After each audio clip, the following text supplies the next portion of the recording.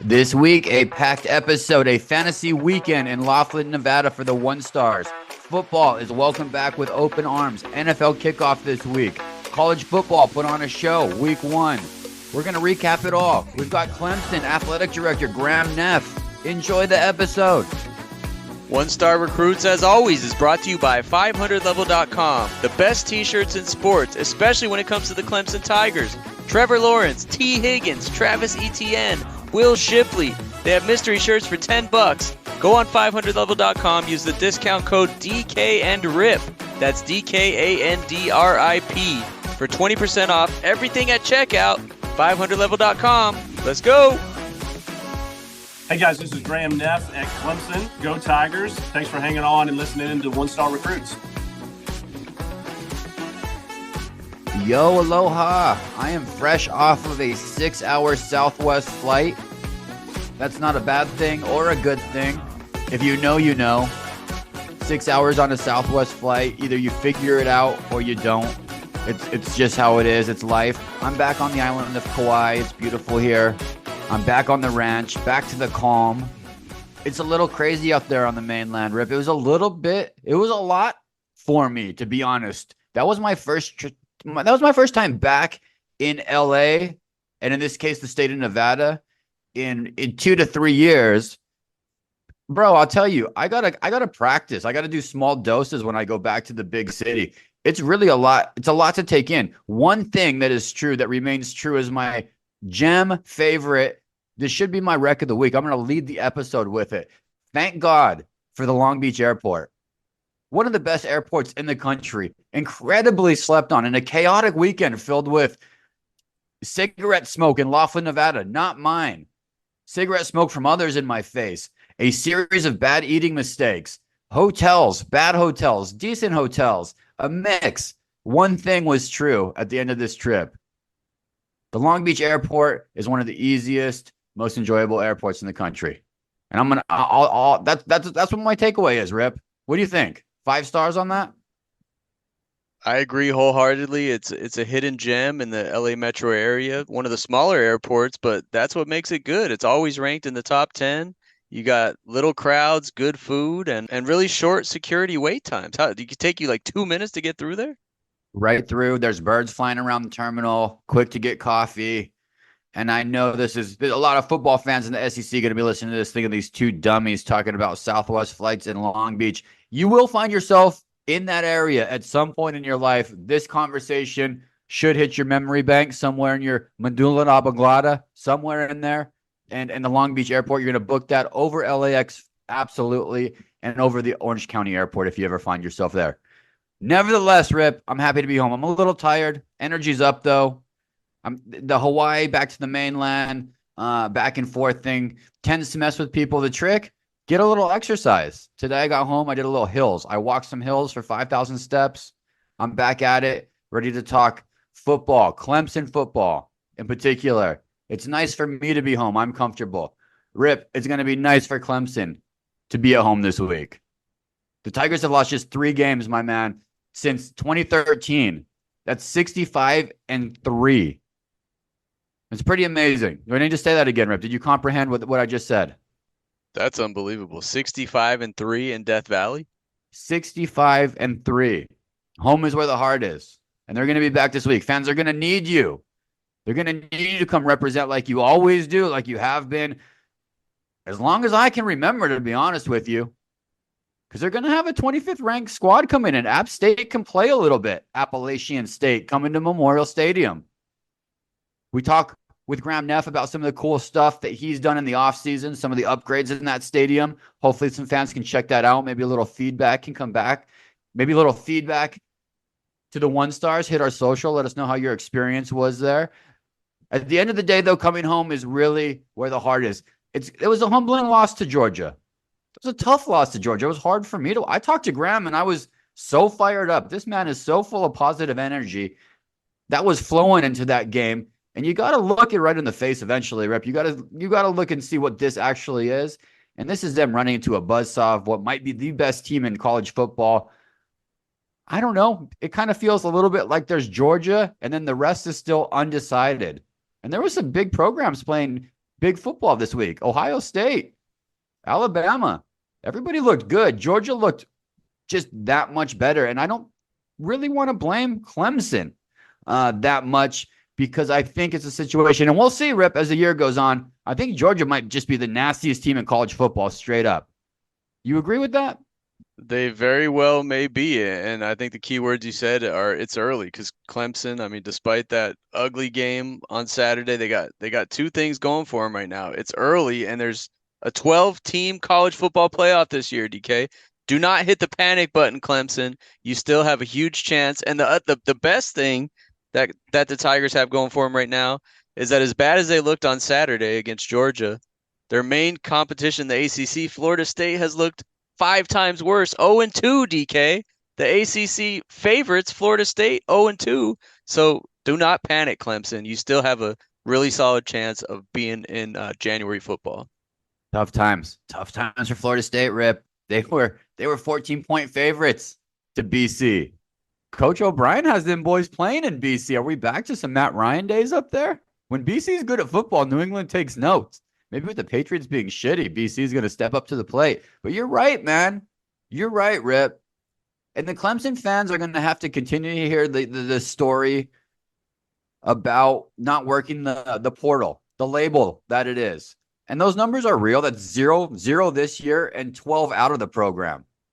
Once again, 0 in, 12 out. It's the only major program to take on 0. So it exists, but it's not the full story. There's elite NFL players on this defensive and offensive line. Watching that game a little bit, I was at Harrah's in Laughlin, Nevada, watching this game, fans. So I do not know, but I think for them to be very successful this year in particular, I think quarterback play has to step up. I think Klubnik has to step up. He has the tools. This guy's a recruit of recruits. He has the body. He has the arm. I think just leadership needs to step up, and this home game will tell the story. Coming up, fans, get out there. They need the juice. They need all the juice. College football was so good, Rip, with the juice pumping. Even in some of these environments where the home teams couldn't, the Texas A&M game, Rip, that crowd was pumping.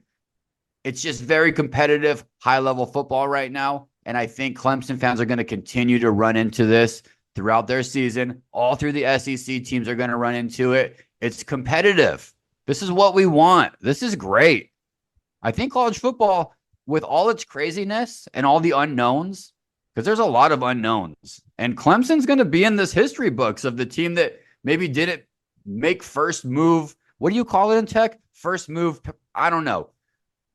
They didn't do that. Sometimes that's good. Maybe these other teams are the MySpace and Clemson is the Instagram because they're taking their time. Could be too. So you can look at it many different ways.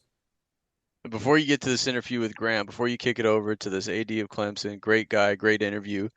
This is the season for bold predictions, DK. I'm looking at Clemson's schedule right now. They got Florida State in a few weeks. But I'm going out, DK, and if this happens, you can come back and we're going to cut this up. This is happening on September 3rd, 2024. Clemson's going to run the table. We're going 11-1, baby. College football playoff. Never count out Dabo. How do you like that? 11-1, Clemson ends the season. Get these boys in Death Valley with these fans doing what they do. I wouldn't be surprised if the energy transfers right over for a run. Sometimes a lot of teams took big losses in week 1. Go to Vegas. Go look at LSU. That was a big loss. The good thing about college football nowadays, a little bit more, is you can have maybe 1 or 2 of these. And sometimes it's nice to get it out of the way early. But it's a big we'll see. What's not a we'll see is you guys have a young AD with a lot of great energy. And he's got the right mind for the game that's coming up with the new models and the new college football that we're going to get to witness over the next 10, 20 years. Enjoy this interview with Clemson AD, Graham Neff.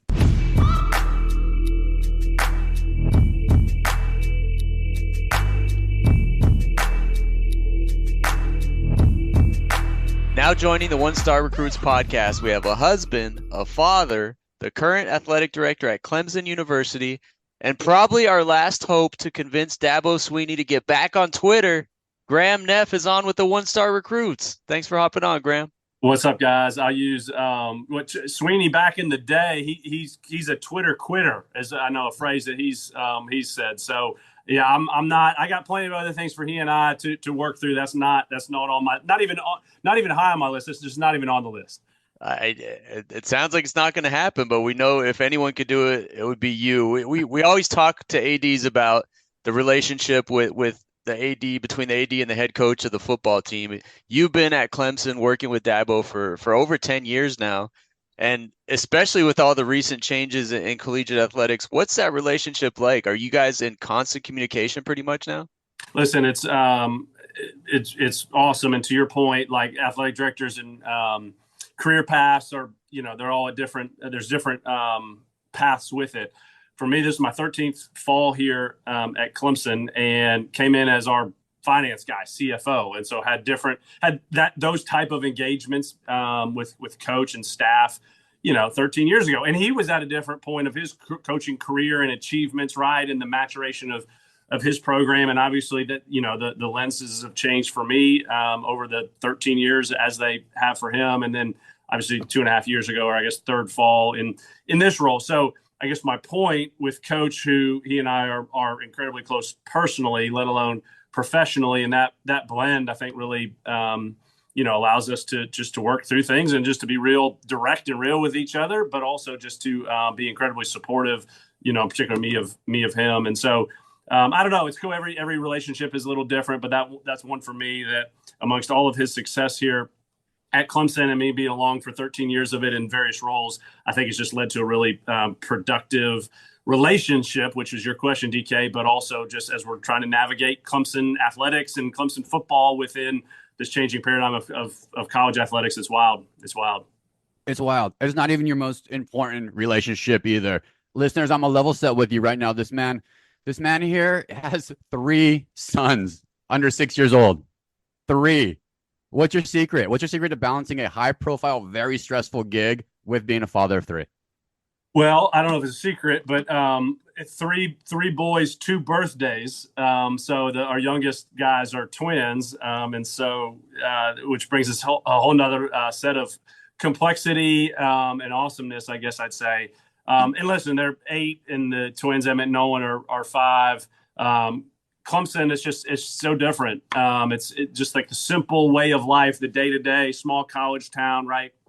And we live 9 minutes that way, and it's the ability to blend, the personal life for us, for Kristen and I, with the professional veracity of it it's everybody, you make it your own, but we've really come to love how that works for us in this season of life here at Clemson. Like the example I love to give, I grew up in Atlanta, in the suburbs, and went to school downtown, worked downtown at Georgia Tech, and, different scene. And so there was, I love the example of Tuesday basketball games, 7:00 on a Tuesday.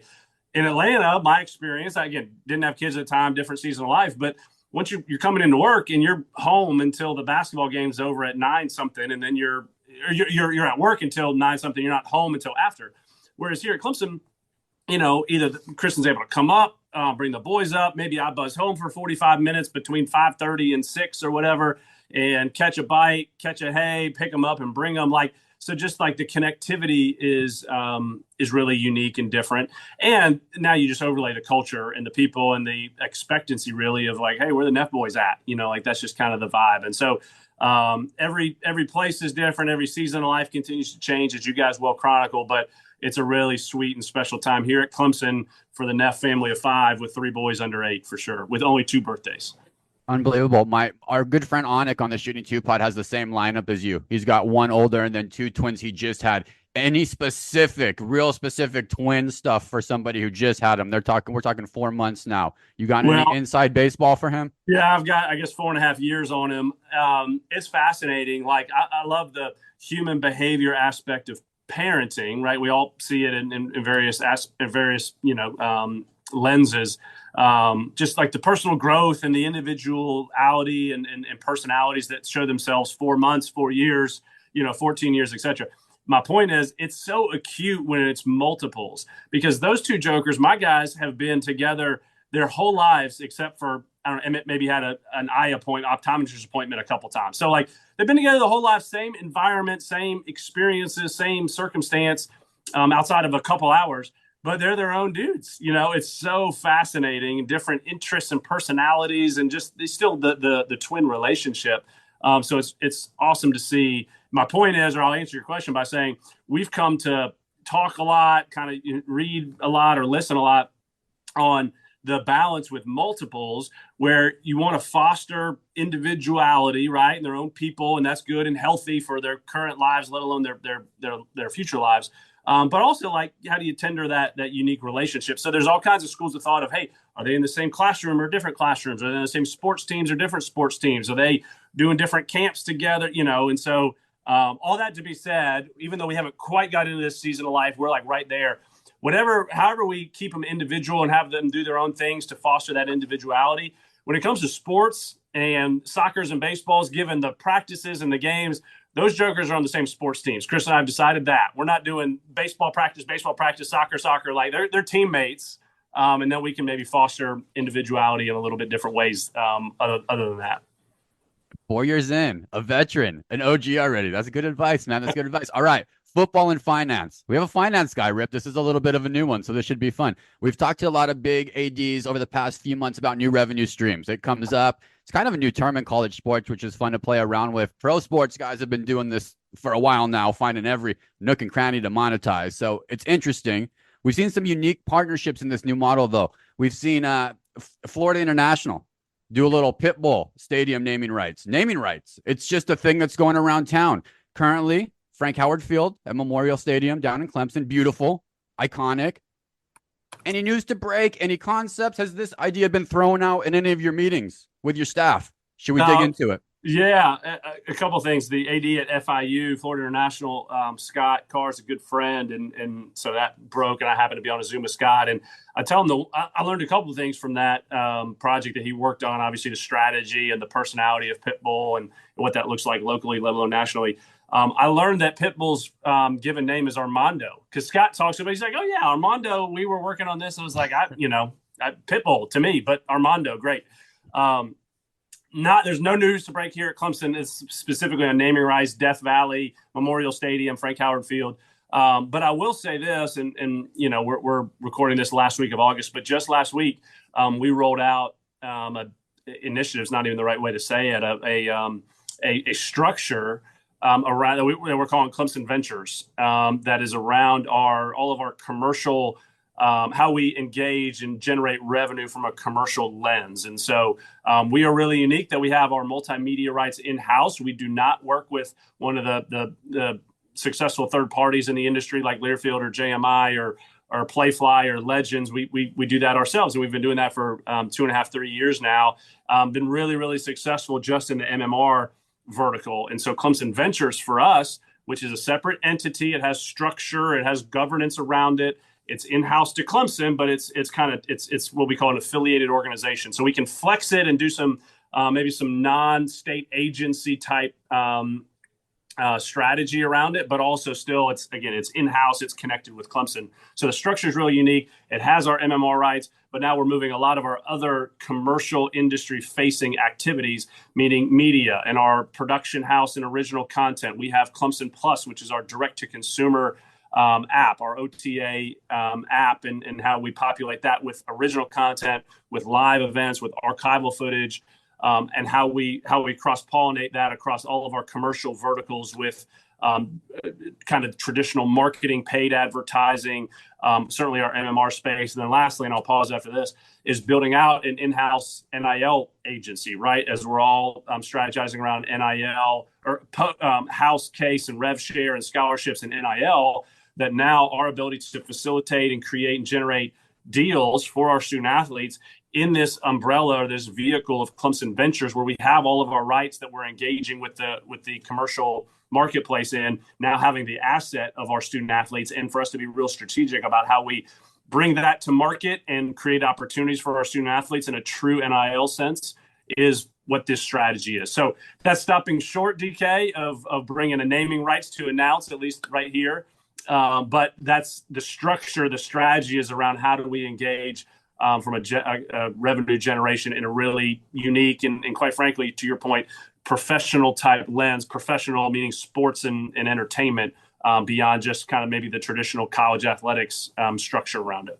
It's really 100% the right answer, and there's no wrong answer, of course. But you have this new opportunity in college sports and college athletics, and it's a huge deal. It's a huge deal, and it's nice to see kind of a private equity thinking, and a foundation needs to be built. That's what's happening right now. In-house is great. You're seeing third parties play-fi come in. You're seeing the Learfield step up. Everybody's stepping up to the plate and trying to figure this out together. So thank you for leaving. You're looking for a CEO, in fact, which is huge. What do you look?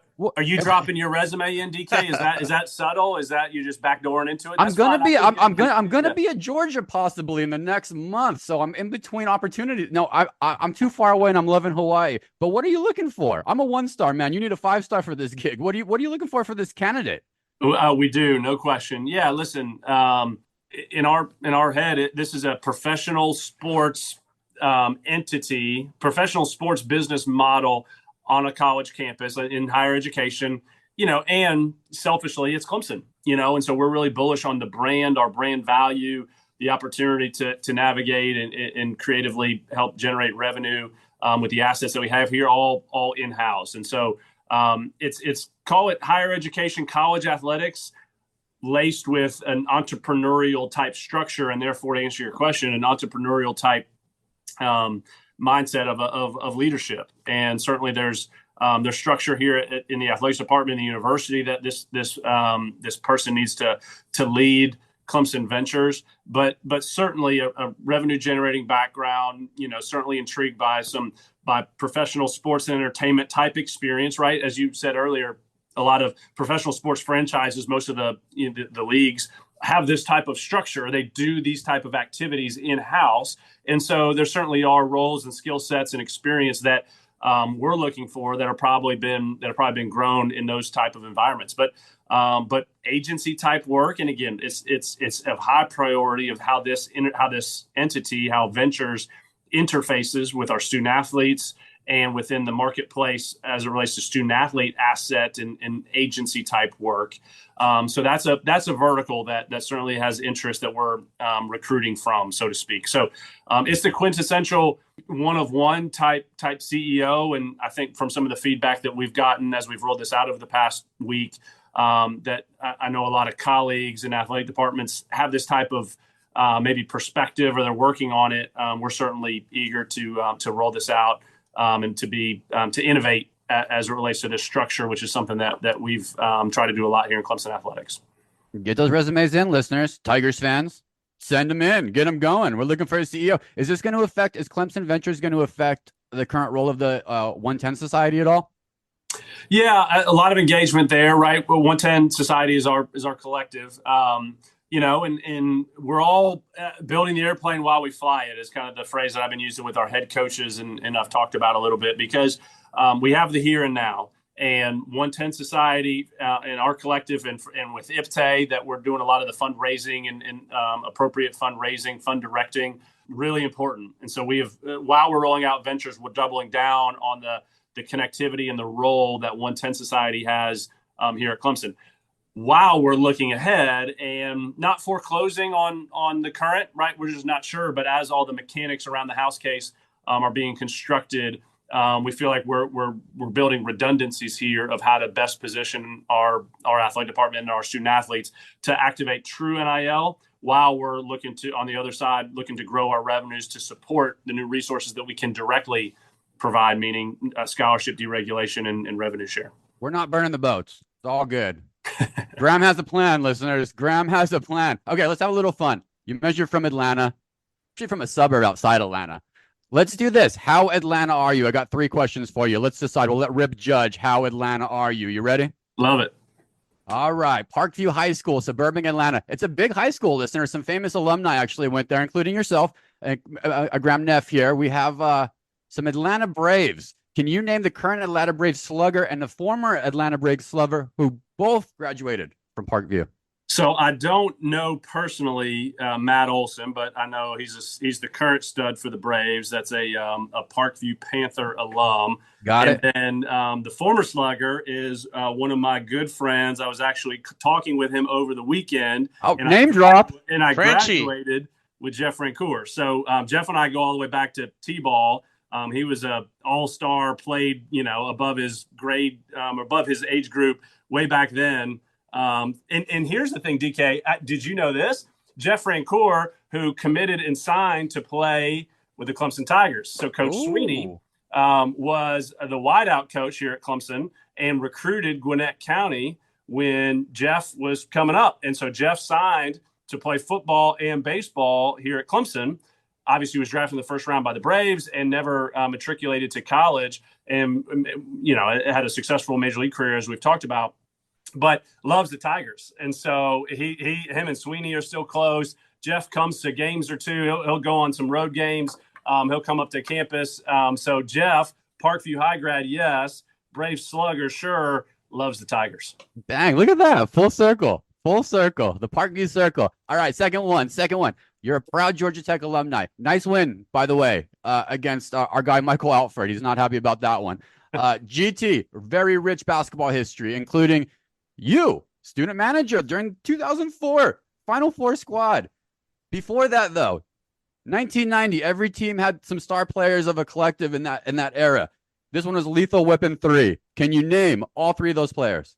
Ooh, Kenny Anderson, Dennis Scott. Oh my goodness. This is always a hard one. Yeah. Graham was 7 at the time, I believe, right? 7 years old. I would have been 7, yes. So Kenny Anderson, Dennis Scott. Oh my gosh. Travis Best was later. Harpring. Those were the guys that I grew up with. Who was the third? Great guesses. Great guesses. We're one for 2. That's Brian Oliver, our guy, Big O. Oh, yes. Yeah. Yeah. All right. Last one. This one's a little bit more obscure, but this was interesting to me. Atlanta Airport. Hartsfield-Jackson has been busiest airport. Everybody knows that. A big reason is because it's within a 2-hour flight limit of the good percentage of the United States. What percentage of the U.S. population is within a 2-hour flight from Atlanta?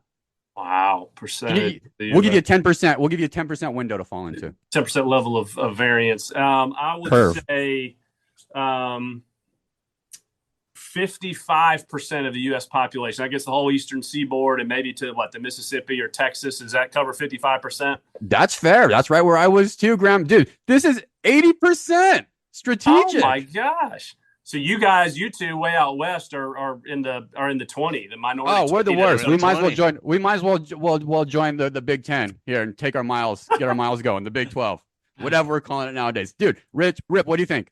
We ran through Atlanta or not? I just want to know when the last time Graham ate Chick-fil-A. That's the real question there. It's funny. We went to church yesterday. We're talking on a Monday here, and my man Emmett, we were leaving church. He said, "Hey, can we go to?" He calls it chicken fillet. He's 5. And I'm having to instill in him that, hey, on Sundays, Chick-fil-A is not open. That hasn't really resonated yet. But all that to answer your question. So I'll also tie this back to the Neff boys and kind of how we do live. Chris and I do live. So the answer to your question is Friday morning, which was 3 days ago. I try to, and most Fridays is probably even a stretch, but as much as we can, Grady and I, on Fridays before school drop off, he and I will leave a little early and do a little breakfast. It's a tradition we've been pretty good at, and I want to keep. And Chick-fil-A is definitely our go-to. So my man is before school starts at 0800, and he's down 4 chicken minis, two cups of Powerade, like some buffalo sauce. He's like ready to roll. I love What's that order? What's that order for you in the morning? I'm a simple chicken biscuit with some honey and coffee and hash browns, really down the fairway. But if I had what Grady had, I would not be as productive in the mornings with whatever 8 o'clock meetings. I'd have that combo of Powerade and buffalo sauce and fried chicken. Like it'd be a lot going on there, but he's ready to rock. Let's close it out here with 3 more quick ones. We end every interview with the segment we call it 1 star to 5 star. DK talks about it. We're 1 stars. Everybody knows it, but we're trying to get a little bit better each show with some advice and tips from every guest we have on. So just a few questions. Let's close it out here to run the gamut on a 1 to 5 star scale. You ready? Let's do it. Okay, we talked about the swimming days at Parkview, but earlier in life, a little bit after that, you left a pretty well-paying job on the financial advisory team at Deloitte and Touche to go back to Georgia Tech as that graduate student manager, making I read $7 per hour. That's very low wage, but for now, but back then it was probably minimum wage. Whether it's following your dreams or betting on yourself, whatever it was for you that kind of spurred that decision, what's a five-star piece of advice you would give to young people looking to maybe make a pivot like that? Yeah, I suppose at that time it was minimum wage for sure. But you're right, Rip. I mean, like for me, it was a conscious, certainly a conscious decision, but very intentional. That right up, I had my engineering degree from Georgia Tech. I was working at Deloitte and Touche Consulting, which was a Fortune 100 type, awesome start. But followed the passion, went back to school, and then started, in the college athletics vertical. And it wasn't until here was not only that, that financial decision, but it wasn't until probably 5 years later that when I was actually hired over here at Clemson in a CFO role, that I probably restored or made as much or more than what my salary was at Deloitte. And listen, my salary at Deloitte, it was just an entry level job. It's not like I was, like that highly compensated, other than it was a very natural and awesome first job for me and great experience outside of college athletics in that type of professional corporate environment that I feel like I use day to day, whether that's directly or indirectly, more indirectly now. But what I learned just in those 2 years at Deloitte. And so making that financial decision at an earlier stage of my professional life wasn't easy. Dollars a dollar, that, we all have our certain life circumstances.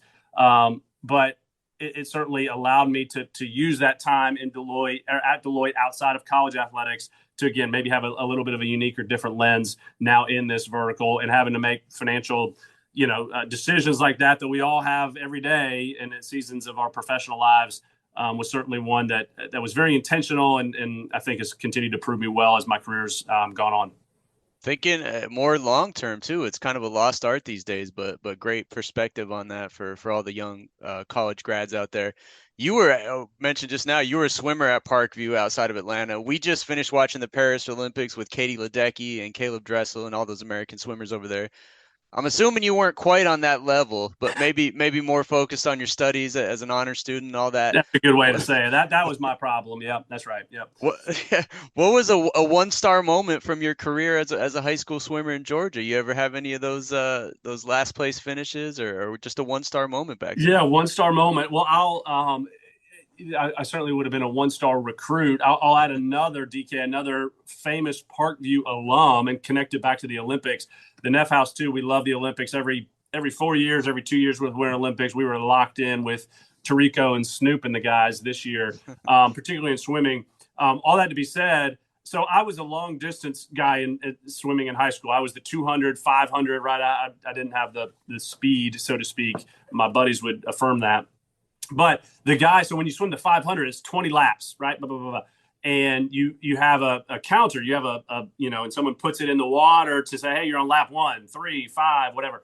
And so the counter that I typically had was one of my good buddies in high school was Eric Chanteau. Eric Chanteau swam collegiately at Auburn, was a 2-time Olympian, and I think he was Olympic medalist, maybe gold medalist on some of the relays for Team USA. So Eric has a special personal story too, with a fight with cancer. Olympian, was a high school teammate and friend of mine, still is, and he was my counter while he was the 5-star, while I was the 1-star that was swimming the long laps. Right. Parkview's putting out Olympians, pro baseball players. What a school, Parkview. That's what I was thinking. Holy cow. Athlete producers. All right, last one. We got to close it out with one for the Tigers fans. It's Clemson. It's the only show in a town of about 18,000 people. We all see the scenes from Death Valley on Saturday nights at Memorial Stadium. It's just an electric atmosphere. What's the 5-star aspect that you've seen about that Tigers fan base in your 13, 14 years there that just makes Clemson such a special place for sports? What is really unique? I love that question. And there's so many different ways I can answer it. One of the things that is so unique, and you can't miss it, and you never take it for granted. And I know when friends or colleagues or other teams come, is the start of the game, right? And we have Frank Howard's Rock and the Hill, right? And like that scene in Musburger, most exciting 25 seconds in college football. So but the really unique thing that creates and is part of that experience is that everybody's in the stadium. You got to get in your seat. So that puts stress on us as an administrative staff with, you're right, our stadium entry and ticket procedures, et cetera, because everyone wants to come in and get a lot of places, or a lot of even just sports, right?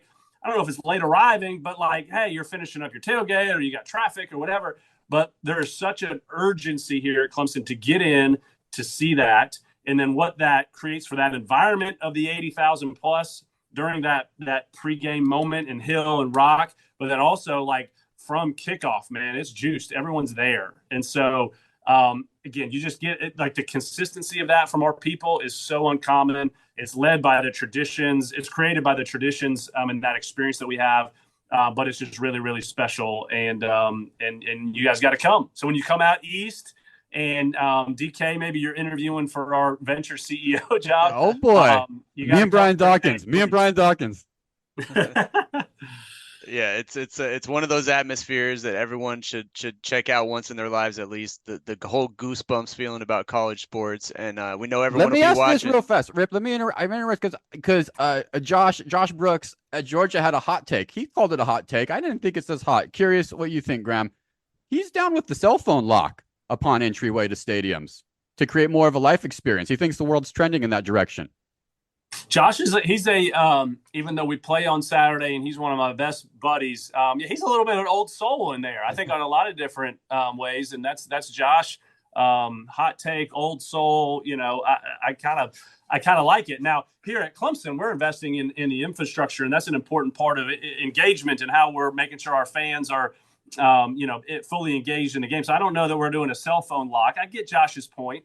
It's a different angle. Bottom line, we got that good Wi-Fi popping at Death Valley. All right. So everybody get ready. Get out there and get ready. We got good Wi-Fi popping. That's right.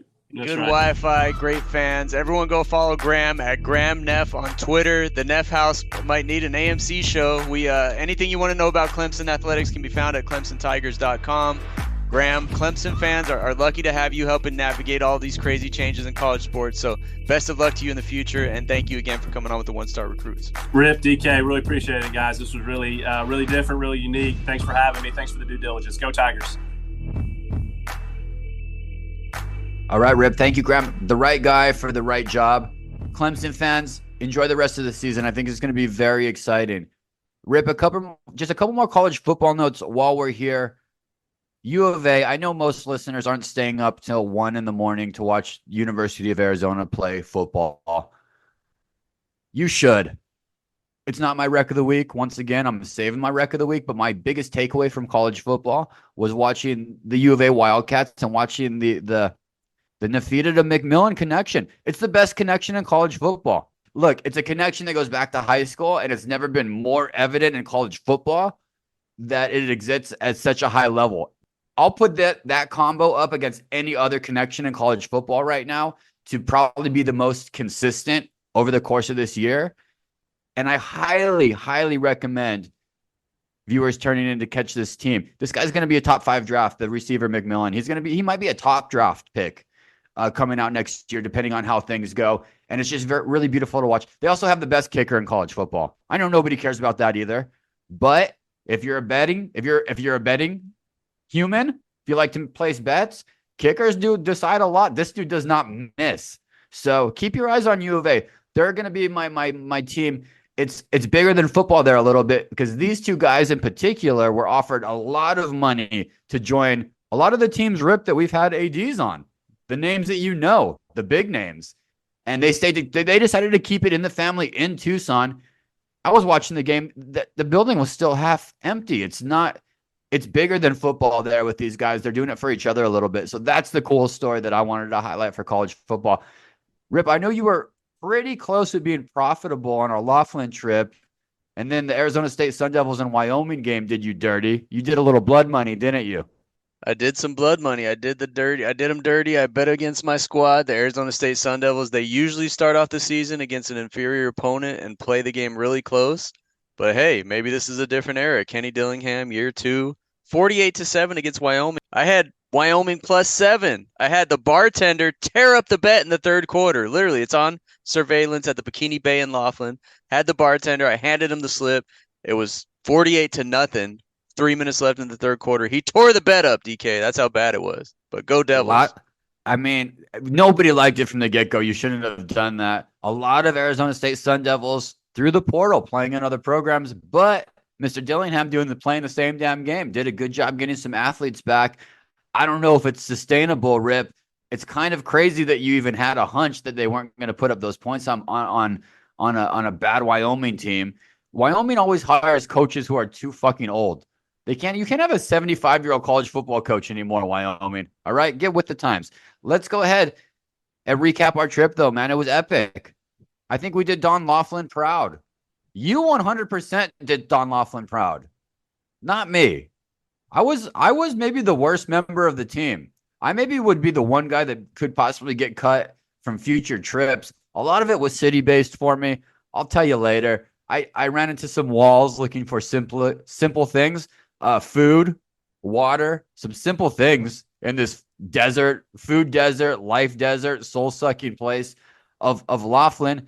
But my co-host partner really thrived like no other, Rip. I got to say, Laughlin recap. Here we go. I arrived Friday night, little later, about 10 p.m. that night. I met the crew. The crew ranges from, it's really six men who are between age 43 and 50 is what we're dealing with, listeners. So just to paint a picture here. So I met the crew.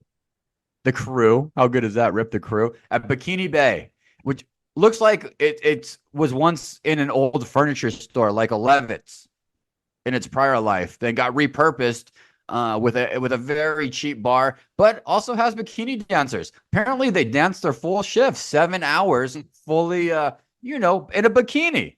It's the biggest show in town, we found out. Only 2 bars, but the boys were there, really doing it right, Rip. Everything you can imagine, kind of in this bar, listeners. You walk in, music is extremely terrible, very loud, smells of beer and pee, and then food, that combo. And it was you look to your left, there's an older man in a wheelchair. To your right, a kind of a creepy man, and then my crew right in the middle of the bar, having the time of their lives. Rip, how many drinks on Friday night? Because I think that was one of your best drinking performances of your entire career. I'm not joking. We'll talk about that coming up in 1-star moments, but hey, to sum it up, it's a bunch of 1 stars in a 1-star town. I don't know why you were shocked. I tried to save you last week by recommending a Subway footlong for $6.99, but you dismissed it. I'm telling you though, the reason we went to Bikini Bay, honestly, they have the best burger and fries in Laughlin, $14.99. It's called Bacon My Heart or something like that, bacon cheddar burger. I had it 2 nights in a row. It was so good. 5-star burger in a 1-star town. The food is so problematic. They slid me the menu. The burgers were not being served at my arrival time. Otherwise, I would have enjoyed a delicious Bikini Bay burger. The menu was slid to me, which consisted of 6 items. I hadn't eaten all day. Jalapeno poppers. It wasn't happening. I had that In-N-Out burger, Rip. Thank God that was a real In-N-Out burger. That could be a risk in Laughlin. Some things pretend like they're the originals, like fake Jordans. And then you go there, and it's not what you're used to. This In-N-Out, thank God, was a legit one, and it was amazing. But food there was an oxymoron the whole time. Very, very, very cheap, and also very, very, very bad. Not bad for you, like bad for your health, but bad quality and bad tasting. Rip, very hard to find quality, consistent meals in the city of Laughlin if you're not drinking your breakfast, lunch, and dinner, which is what you're supposed to do in that town. It's not made for food. It's not made for people living there. It's not made for food. And it's not made for having clean lungs. Those 3 things don't exist. Don Laughlin did not want those things happening in his city. And we got to really experience it. Friday did wrap pretty nicely, though, for you, Rip. I know you're taking it to 1-star moments. I must say, you did 2 karaoke songs. You did 2 very excellent karaoke songs. Which ones did you pick? I remember doing Friends in Low Places. Garth Brooks, always a banger at You got the whole bar karaoke. growing. I mean, Ass Blood, right after you hit in low places, Ass Blood mooned the group of Vatos behind us, and then you got the whole bar fired up singing together. Everybody came together, Rip. I mean, probably the last thing I remember that night, to be honest. Did I do another song? I have no recollection. Yeah, you did a second song. We were very close to Bring 'Em Out being next. At that point in time, I had to leave from the bar. I think Ass Blood exposed his bare butt 3 times. On that third time, that's my cue. Usually, when I get 3 full hairy butts from Ass Blood, that means it's my time to leave. That was about 2:50 in the morning. Rip. And I must say, MVP, straight up, goes to you and goes to Heavy Shitters. And we'll talk about that in my moment. But you really did the right type of drinking for this city and this moment on this night, to a point that I just have full respect for you, my man. Not only that, that next morning, I met this crew for breakfast, fresh and early. One of the grossest breakfast environments I've eaten in a while, but decent omelet, actually, decent omelet. I have to give it up to you guys. Very surprised to see a crew of 450-year-olds walking into the, what was the name of that joint? Chuck Wagon. The Chuck Wagon. Dude, you guys were not even hung. It was amazing. Nobody really was even hung over. Just rolled right in. You guys were ready to rock. In fact, Heavy Shitters had another drink at breakfast. He ordered 2 pork chops and a drink for breakfast. I'm impressed with this crew. I think Heavy Shitters for me takes MVP. He did a couple things I'm not going to talk about on the podcast that were just very impressive with time. You got to use a couple resources in Laughlin. So most of those resources happen to be in Bullhead City, Arizona. If you know, you know. Heavy Shitters prove that you can accomplish anything you want if you utilize both Laughlin and Bullhead City. So shout out to the MVP. Ass Blood, man, really was the core of the group. Talk about the essence of the team leader, team captain, Ass Blood. Rip, I know you set up the trip, but really came with great energy, man. It wouldn't have been the same trip without him. A lot of good laughs. Also, kept pace with everybody. There was no passing out. There was no throwing up. There was no falling through doors. These are all things that he's done in the past when we've lost him, but he stuck with the crew through the whole time. The boys took a river cruise on the Colorado River. How was that? 1 to 5 stars, Rip. It was a nice break from the drinking and gambling and smoke inhalation. It was on a big yacht cruising down the beautiful Colorado River, which divides Nevada and Arizona. An hour and a half of narration about Don Laughlin, who, by the way, needs to have a movie made after him. DK is going to buy into that script. Yeah. But yeah, it was a nice 90-minute break from the chaos of Laughlin. It's a hell of a place, man. Bottom line for me, we had our draft that night. That's what we came for. I'm not going to talk to you about our team or anything, and we're not going to go into that. Just know one thing. I had the 12th pick. I drafted Sam Laporta, and I completely messed up Rip's draft from that point on, and he was completely fucked. He had his starting quarterback will be Jaden Daniels for Rip. That's all you need to know. I totally got on his head, totally threw him off track. Rip, you were in panic the second that happened. Where do you rate your team 1 to 5 stars? Then we'll move on. I was flustered, I'll be honest. It's not the draft I envisioned having and all the mock drafts I did beforehand. But hey, I'm being optimistic about it. I bet against ASU on Saturday. I'm betting with the Sun Devil, with the former Sun Devil, Jaden Daniels. I'm always going to remember as a Sun Devil and a former 1-star. I'm going all in. He's going to be the next breakout star. He's the next Lamar Jackson, DK. And it starts on Sunday against the Buccaneers. Boom. Well, that's it. That's our Laughlin trick. I texted the crew at 5:45 that next morning. I was fully dressed and ready to go as quick as possible. I had to sit in my hotel room, dressed ready to go until 9 a.m. We got out of there. But it was a great trip, man. I'm one and done. Hopefully you're okay with that. Hopefully the crew is okay with that. And I'm going to hang Laughlin. I'm going to go ahead and do it, Rip. I'm going to put them up in the rafters. It's getting retired. Hey, that's why we do it once every 20 years, our 20th annual fantasy football league. First time we've ever done a draft in person. We had half the squad there, half of the 12. So, hey, probably never happen again. Laughlin is a very unhealthy city, as you said. So you probably don't ever need to go again, to be honest. 1-star moment. You said you're going to take him to it. I want to hear the number because I think I know the number of drinks you put down Friday night. I want you to share with the listeners. Shame Yeah, spiral. you got there, like you said, around 10 p.m. I was actually there about 3 p.m. So I had a little bit of a head start, and there was a nice bartender at the Golden Nugget who resembled Butterbean. So I actually called him. I said, "Hey, man, you look like a skinny Butterbean." And whether he liked that or not, I thought it was a compliment because I said skinny, but then I had a couple other differing opinions who thought it was an insult to call someone Butterbean. But anyway, we were playing video poker. He was feeding me Crown and Cokes, just unstoppable. I was slurping them down every 30 seconds. I probably had about 12 of them, in addition to the 8 or 9 beers, shots of Fireball later that night. So I'm putting the number at about 25. I'm sad to say, 25 drinks in probably a 12-hour span. Not recommended. 1-star moment of the week. I don't know if that'll ever happen again in my entire life. But that's what happens in Laughlin, man. That's what happens. So listeners know, I think it was 22 drinks. The amazing thing about Laughlin is that only cost $6 for those drinks. Not quite $6, but true story here. True story. Our guy Assblood went up to the bar in Laughlin just to give you a concept of this place price wise. He bought 5 Coors Lights and 2 rum and cokes. Listeners, total amount. One more time. 5 Coors Lights, 2 rum and cokes. $16.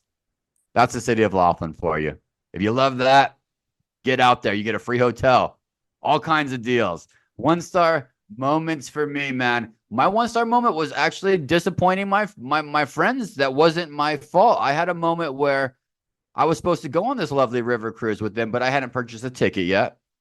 And we had it planned. I was going to get a ride from my place down to the meeting spot. And my cell phone got black, got Laughlin. Something happened to my cell phone where I couldn't take calls, receive calls. Basically, the SOS up top was going. Nothing happened. I tried to log into the Wi-Fi. Possibly that could have tripped it up. But I missed my trip. And the crew was scared for my life. Actually, not true. When once I heard back from them, they thought I was self-harming, doing heavy drug use, or potentially in a very depressed state of mind. Nobody came to check on my room.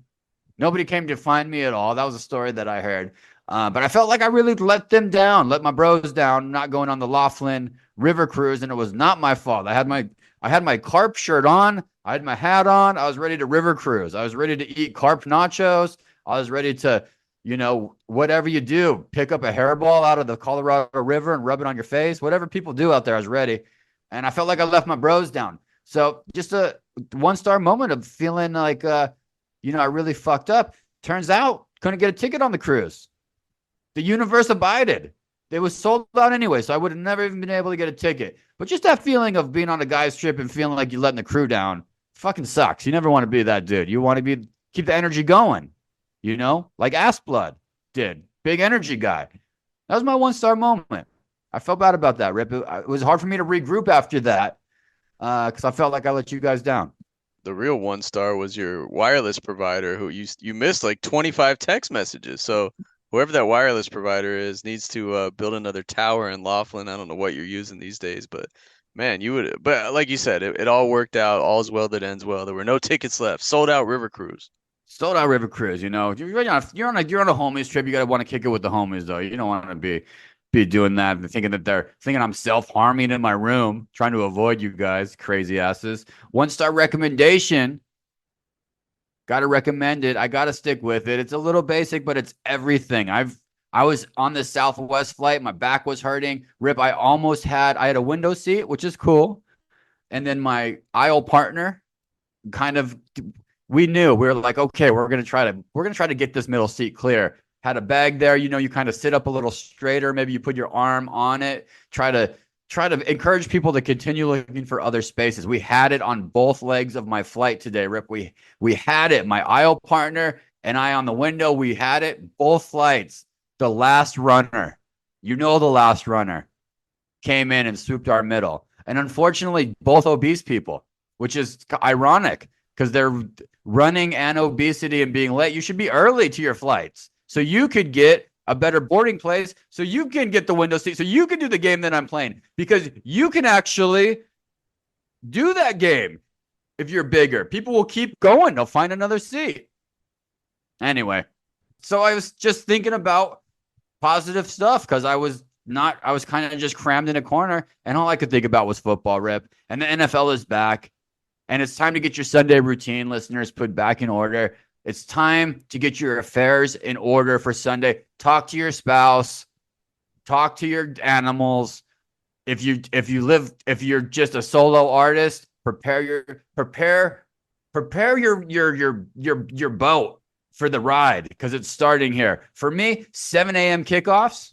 I'll be adding some Greek yogurt with berries to my routine. It used to be a breakfast burrito. I'm going to sub out a breakfast burrito, a breakfast B for Greek yogurt, berries, and honey with my coffee routine.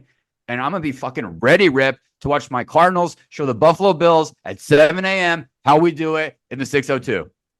It's an episode of bold predictions, man. I'm looking at a blowout in Buffalo there by not the Cardinals. So we'll see, man. But I hope it happens. I got something that just came to my attention today. This is for all the parents out there. I got a hot one for you. Everybody that is a parent of a toddler knows this man. You probably know this man, DK. He's all over YouTube. You ever heard of Blippi before? Blippi. This orange and blue guy dressed like a clown. Yep, I have. Multiple parents have looped me into the Blimpie. It's a very confusing thing for me because my mind goes to Blimpie, which is a sub sandwich place from the 2000s. So my mind mixes those two up every time I hear the damn name. I just want a turkey and provolone. Continue. The kids love him, and now they're trying to get the parents to love him too. There's a collab, DK, with Reebok. Some hot, fresh new Reeboks. Reebok times Blippi collab. $60 pair of shoes for toddlers. I'm going to be honest. They look amazing. I would wear them. They're the orange and blue that this guy is known for. I don't think it has his face on them, but I'm going to send it over to you. I think you could rock them too in Hawaii and train. You're going to buy some for your son. I know it. You're a shoe guy. Reebok times Blippi. Check out the collab. You won't regret it. If your kid wears these at school, he's going to be the most popular. She will be the most popular kid in the school. I guarantee it. You think popular? You know, Rip, adults can't wear those. You'll see adults wearing those. You'll see at Disneyland. No, they're for kids. They're for kids. Without kids. The shoes are for kids. Oh, you're not going to wear them. Okay, yeah, no, they're no. for the kids. type of adults who might. Oh, they're for kids, so adults can't rock them. There's no adult sizing.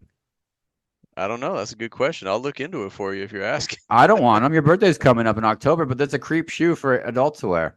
You can't wear that if you're an adult, Rip. The kid's probably cool. Don't the kids want to rep athlete shoes? Not thespians. I'm talking about preschoolers, pre-K.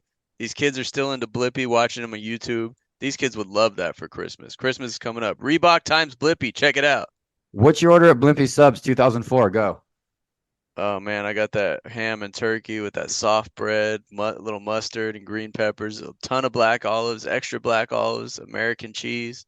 Sounds amazing. Brings back they really did good soft bread. They did great soft bread, wonderful oil and vinegar, one of the early adopters of oil and vinegar, and they were one of the first sweet peppers introduced to the state of Arizona. Blimpie, originators of the sweet peppers to the state of Arizona, put on a sub. I wish they would do a shoe collab. Hit the music. Rips reacts. USC LSU does not give a shit about DirecTV's blackout. 9.2 million viewers. Second most watched week one game ever. Rip, can you explain to all the dummies out there what this DirecTV thing is anyway? I was at the Long Beach Courtyard last night, went to watch ESPN. Can't watch it, DirecTV. And my hands were tied. What am I supposed to do? What's going on here? Honestly, a big reason I gave up on DirecTV. I was a loyal customer for about 15 years. Finally moved to YouTube TV when NFL Ticket left. But every year, twice a year, DirecTV would have a dispute with a big carrier, ESPN, fucking NBC, ABC. I mean, it was terrible. I missed so many events because of those disputes, and I had enough. I was out. So F you, DirecTV. You'll never have me back. I'm out too. Fuck you, DirecTV. Get out of here. We're all supposed to get $4 million checks from this DirecTV lawsuit. Nope. Get out of here. We're at YouTube TV. They should sponsor YouTube TV. Come on over. YouTube. San Francisco 49ers, they're back, Rip. They're back. Everybody knows. I love my Arizona Cardinals, but I think the Seattle Seahawks are going to take that damn division. But Big Trent's back. Trent Williams is back. He might even be able to play against the Jets. Brandon Ayuk is back. Rip, the 49ers. The NFC West. Who's winning the division? The Niners are still going to win it. I know a lot of people, the trendy pick is to kind of talk down on them. I think they're over-under on wins, and Laughlin was 11.5, which I might not go that high. I think the division will be a lot closer. The Rams are going to surprise people. The Seahawks, like you said, are going to come up a little bit. I think it's going to be a very close race between those three teams, probably 9-10 wins max for each of them, and the Cardinals will be holding up the rear at 6-11. Man, that better be a pretty rear. Redbird rear. I think you're right, though, unfortunately. I want to argue with you, but I think that you're right. Rip, I live in Hawaii. You live in Long Beach. Big volleyball cities. Big time volleyball. It's starting to grow a little bit, though, Rip. We have showcases that are starting to get numbers 14, 15, 20,000 people. Number 1, Texas. Number 3, Wisconsin. Number 5, Stanford. Beat number 18, Minnesota. These are all games that were on national TV now. Fox, FS1. We might have this a little early, Rip, so I want to get your thoughts. Professional volleyball league. It's same setup as the NFL, the NBA, MLB, but you have a team in your city, the Phoenix Hardwoods. That's a shit name. Volleyball Pro League, though. Early investor opportunity. Somebody comes to the one-star recruits. We got to get in that, right? Got to get ownership in that if it comes across our desk. I'm out on that, man. I hate to say it, but you could maybe get a couple thousand people interested. But even with the NBA, it took a superstar like Caitlin Clark to really drive things up, and that's a once in a 25-year player, and that's a way more mainstream sport. DK, volleyball has never paid well for pro players. It's never done well ratings-wise. I'm out. Sorry about that. I need more evidence. I'm a Shark Tank. I need more evidence. The Miami Hurricanes are back. They demolished Florida 41-17. Completely embarrassed them. Looks like this guy Cam Ward is the super real deal, Rip. Could be the guy to watch in the draft even coming up here. Could be an NFL guy along the way. But the Canes Connection Collective had a goal to raise $10 million to fund the team. Guess what happened immediately after this fucking ass-kicking, Rip? It was funded. Full. Miami fans are completely back, ready to rock and roll, Rip. If you had $1 million and you could donate to any team that is not the Arizona State Sun Devils, who are you sending it to? Clemson Tigers, Graham Neff. I'll write him a check tomorrow. Let's go. What else would I say on a Clemson episode, DK? Go Tigers. We'll see you next week. See you next week.